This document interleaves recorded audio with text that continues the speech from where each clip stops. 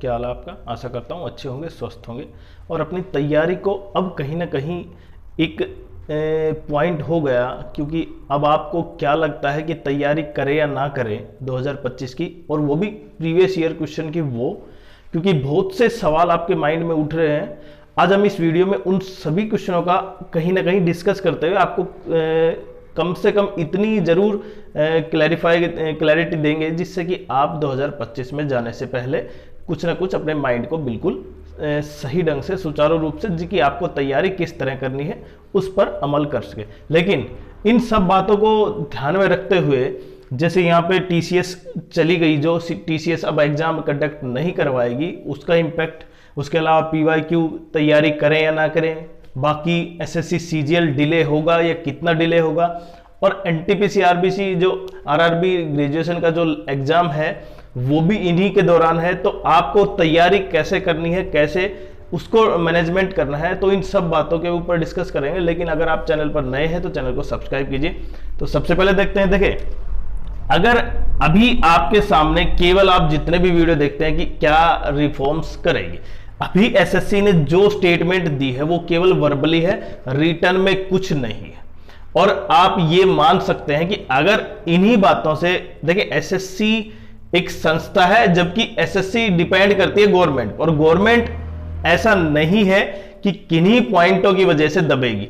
तो सबसे इंपॉर्टेंट ये है कि अगर ये सुधार होते हैं, देखिए ये सुधार नहीं है, टीसीएस आउट हो गया, टीसीएस को हटा दिया है, ये सुधार नहीं है, क्योंकि टीसीएस का जो बॉन्ड था वो 2024 तक था। 2025 में टीसीएस को कोई उसको एग्जाम कराने के लिए कोई टेंडर नहीं था।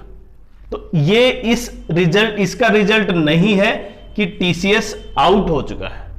टीसीएस आउट तो पहले से ही था। हाँ, इसका कहीं ना कहीं ये थोप देना कि क्वेश्चन टीसीएस की वजह से गलती हुई है, तो वो सबसे बड़ा पॉइंट है। और एसएससी ने, आपको ये पता है कि इससे संबंधित कहीं ना कहीं एसएससी ने स्टेटमेंट दिया कि टीसीएस की वजह से रॉन्ग क्वेश्चन ज्यादा थे और इस वजह से उनको हटा दिया गया। दूसरा, अब जितने भी कहीं ना कहीं जो रिफॉर्म्स की बात कही है, जितने भी रिफॉर्म्स आपको पता है, वो रिफॉर्म्स तभी माने जाएंगे जब आप 2025 के नोटिफिकेशन में देख पाएंगे। मतलब एसएससी का कहीं ना कहीं वो, इसमें चाहे नॉर्मलाइजेशन का फॉर्मूला हो या वेटिंग लिस्ट हो या फिर एग्जाम जो मेंस एग्जाम है वो एक ही शिफ्ट में हो, देखिए ये तो हो सकता है एक शिफ्ट में क्योंकि इतने कैंडिडेट नहीं है, लेकिन बाकी जो नॉर्मलाइजेशन और वेटिंग लिस्ट और कहीं ना कहीं क्रूशियल डेट, उनके बारे में डिस्कस करते हैं। तो ये सबसे इंपॉर्टेंट क्या है, सुधार है, और जो नॉर्मलाइजेशन का फॉर्मूला होगा वो एसएससी कैसे तैयार करेगी उसके ऊपर भी सबसे बड़ा विवाद। तो जब तक अगर ये पूरी तरह लागू नहीं हो जाता तब तक आप ये ना माने कि एसएससी ने ये कह दिया तो लागू हो गया। ये एक लॉलीपॉप भी हो सकता है केवल उन बच्चों को शांत करने के लिए जो 2024 में कहीं ना कहीं एसएससी से खफा हो गए थे। क्यों? क्योंकि खफा का मतलब नहीं है कि क्योंकि उनकी वजह से कहीं ना कहीं जो जेन्युइन कैंडिडेट है वो बाहर चले गए, और उन बाहर के जाने से कहीं ना कहीं जो डिजर्विंग कैंडिडेट है उनको आगे भी एग्जाम में कहीं ना कहीं तैयारी में उनको नहीं लगेगा कि मुझे तैयारी करनी चाहिए। क्योंकि जब आप तैयारी करते हैं और एक कम तैयारी करते हैं तो दोनों में डिफरेंस होता है, लेकिन यहां पर 2024 में एसएससी ने उस डिफरेंस को ही खत्म कर दिया, और इसकी वजह से कहीं ना कहीं जो कम, देखिए ऐसा नहीं है कि बिल्कुल नहीं पढ़े थे, लेकिन उनके बावजूद कम पढ़े थे जो बच्चे और डिजर्विंग थे। तो इनके बारे में डिस्कस नहीं करें, हम केवल रिफॉर्म्स के बारे में बताएं। अब आते हैं वैकेंसी पर।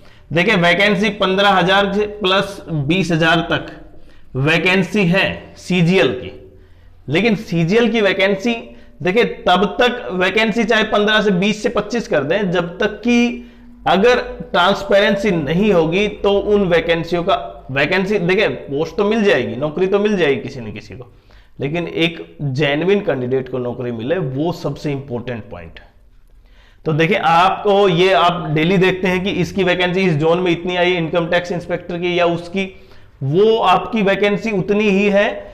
देखिए अगर ये थोड़ा सा भी सुधार हो जाता है तो काफी अच्छा एक कदम होगा। तीसरा आते हैं क्रूशियल डेट। अब जैसे ही ये मामला सामने आया है, कहीं ना कहीं एसएससी ने जो टीसीएस का देखिए वो टर्म पूरा हो चुका है।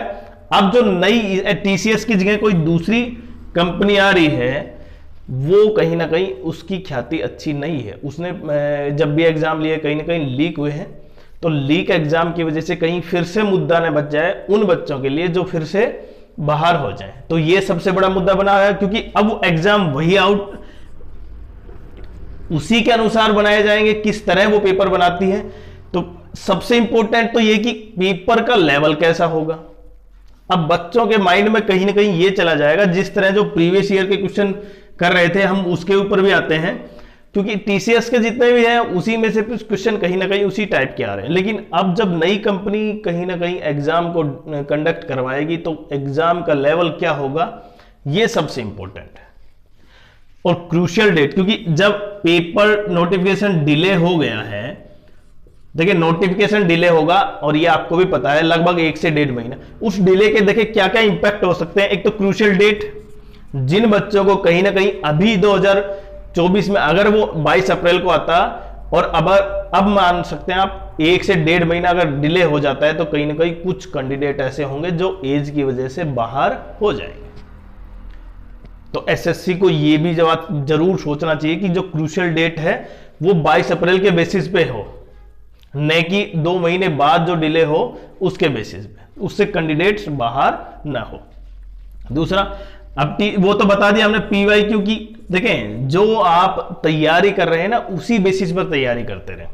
आप एक बार, ऐसा नहीं है कि केवल पेपर कहीं बाहर से या कहीं और कहीं से आ जाएगा। पेपर में क्वेश्चन उसी टाइप से नहीं होंगे तो, लेकिन क्वेश्चन तो होंगे मैथ्स के। अब आप सोल्व कैसे करते हैं वो सबसे इंपॉर्टेंट है।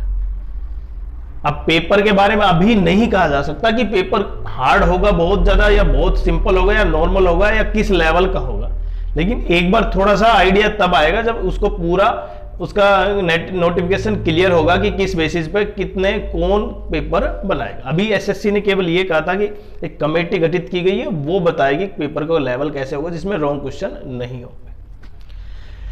अब आते हैं हम एनटीपीसी आरआरबी। देखिए, जब एग्जाम डिले हो गया, क्योंकि देखिए एग्जाम एनटीपीसी आरआरबी का एग्जाम जून के अंदर था और जून जुलाई में ही सीजीएल का था। तो सीजीएल का एग्जाम जब डिले हो गया तो कहीं ना कहीं अब फोकस किस पे हो गया, एनटीपीसी पर।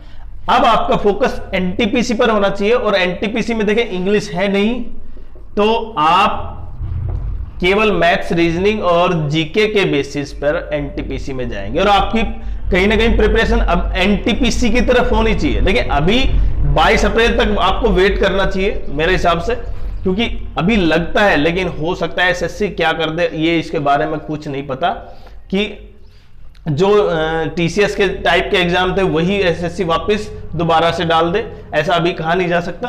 तो लेकिन 22 अप्रैल के बाद अगर आप समझ पा रहे हैं कि आपको एनटीपीसी पर ही ध्यान देना है केवल 1 से 1.5 महीने, हो सकता है सीजीएल का उस दौरान नोटिफिकेशन आ जाए, लेकिन इसमें भी वैकेंसी काफी ज्यादा है। लेकिन आपको ये पता है कि इसका फॉर्म लगभग 42 लाख के आसपास थे, क्योंकि आरआरबी ने उतनी क्या दी थी, छूट दी थी 3 साल की, वो कोरोना की वजह से, तो इसलिए इसमें कैंडिडेट ज्यादा है। हालांकि बैठते कितने हैं वो सबसे इंपॉर्टेंट है। अभी केवल जो फॉर्म फिल किया है वो लगभग 42 लाख के आसपास है, और वो काफी ज्यादा संख्या है।